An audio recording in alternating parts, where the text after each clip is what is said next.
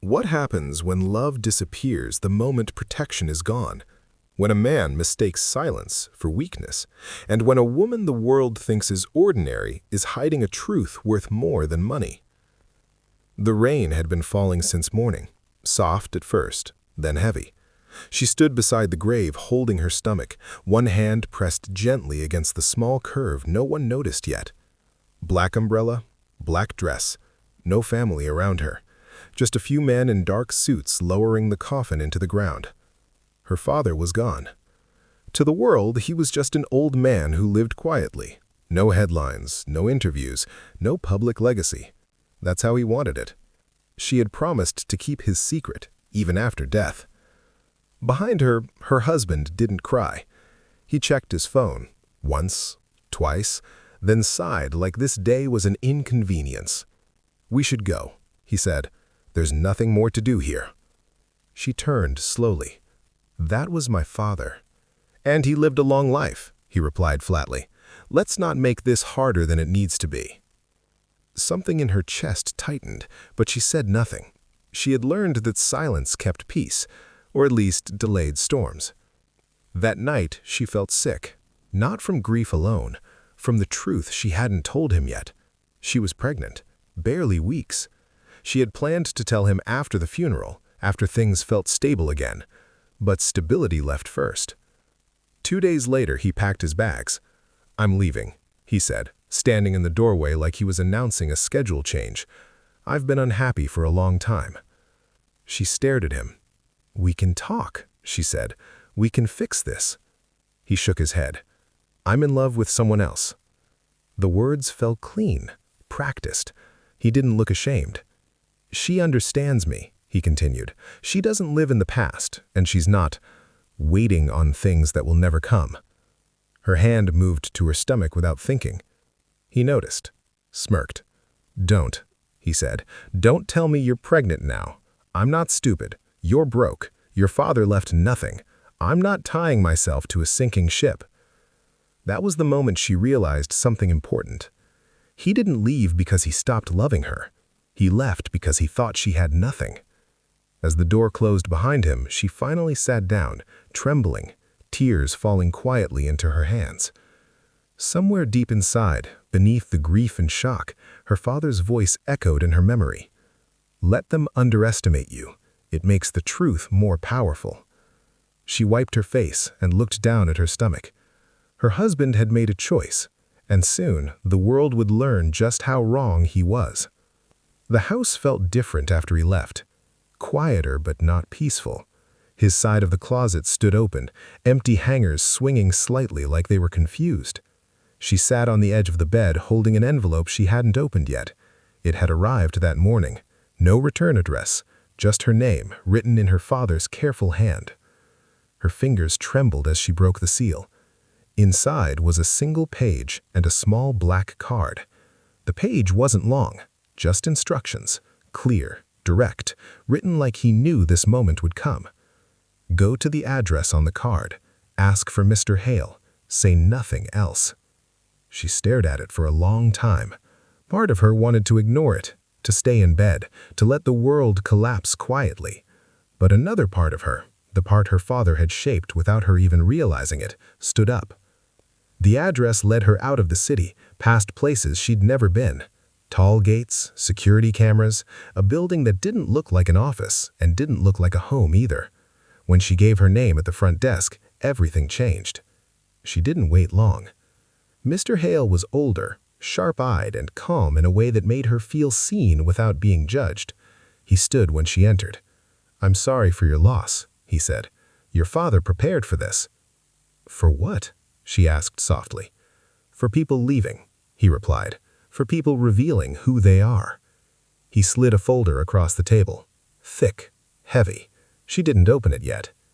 "Your father controlled assets across multiple countries, quietly, through trusts, foundations, and companies that don't carry his name." Her breath caught. "How much?" she asked, barely audible. Mr. Hale didn't answer with a number. He just met her eyes. "Enough that your husband would have stayed, and enough that his leaving changes nothing." Her hands moved to her stomach again. "He doesn't know," she said. Mr. Hale nodded. Your father hoped it would stay that way, at least until you decided. She finally opened the folder. Names, properties, holdings, things she didn't fully understand yet, but the weight of it pressed into her chest. Not excitement, not relief. Clarity. As she left the building, her phone buzzed. A message from her husband. I've moved in with her. We're making things official. She looked at the screen, then at the city skyline beyond the gates. He thought he had escaped consequences. He had no idea they were just being delayed. She didn't reply to the message, not because she didn't have words, because she finally understood the power of silence. The next weeks passed quietly on the surface. She kept the same small routines, same grocery store, same calm face. Anyone watching would have thought she was broken, barely holding on. That was exactly what her father had taught her to allow. Inside, everything was changing. Mr. Hale called every few days, not to overwhelm her, to teach her. How to read what mattered, how to ask the right questions, how to sit in a room and let others speak first. She learned which names carried weight and which ones borrowed it. She learned how easily money moved when you didn't announce it. One afternoon, while reviewing documents, she felt a sharp pain and froze. Fear rushed in before reason. She placed both hands on her stomach, breathing slowly. After a long minute, it passed. She exhaled, tears slipping down her face, not from grief, from the truth she hadn't told him yet. She was pregnant, barely weeks. She had planned to tell him after the funeral, after things felt stable again. But stability left first. The next morning, she saw the photo online. Her husband and the other woman, dressed in white, smiling too hard, announcing their engagement. The caption talked about new beginnings and true love. Comments flooded in. Congratulations, support, applause. She closed the app without reacting. The next morning, Mr. Hale handed her another file, thinner this time. Your company, he said.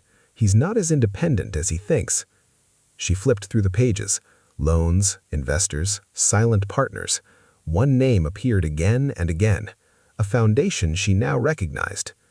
He works for me, she said slowly. Indirectly, Mr. Hale corrected. But yes, he always has. She leaned back, the weight of it settling in. So he left because he thought I had nothing, and married her because he thought she was an upgrade. Mr. Hale nodded. People often confuse visibility with value. She looked down at her stomach, then back at the file. I don't want revenge, she said. I want distance. Mr. Hale smiled faintly. Your father said you'd say that. Outside, the city kept moving, unaware. Inside, her something steady formed. Not anger, not fear. Preparation. And somewhere across town, her husband celebrated a future that depended entirely on a past he had chosen to abandon. The papers were signed on a quiet Tuesday morning. No announcements, no meetings that felt important. Just a shift so clean most people wouldn't notice until it was done. Mr. Hale slid the final document across the table. This gives you full control, he said. From here on, nothing moves without your approval. She nodded, calm. Her hand rested on her stomach as she signed. Not for strength, for grounding. That afternoon, her husband's phone started ringing. First his partner, then his lawyer, then the bank. Confusion turned to panic in less than an hour.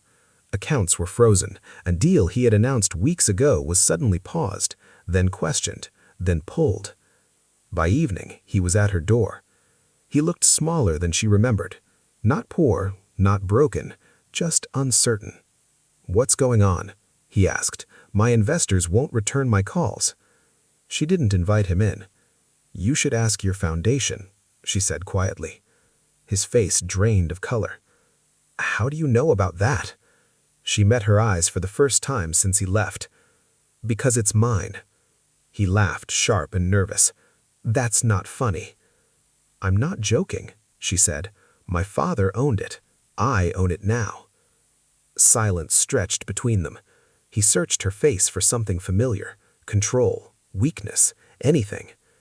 You said your father left nothing, he whispered. I didn't say that, she replied. You assumed it." His mouth opened, then closed. His gaze dropped to her stomach. "Are you—" "Yes," she said, "but that's not why you're here." Tears filled his eyes, but she felt nothing. Not satisfaction, not anger, just distance. "Please," he said, "we can talk. I made a mistake." She nodded once. "You did." She stepped back and closed the door gently. Months later, she watched the sunrise from a balcony she never planned to own. Her life was quieter now, safer, honest.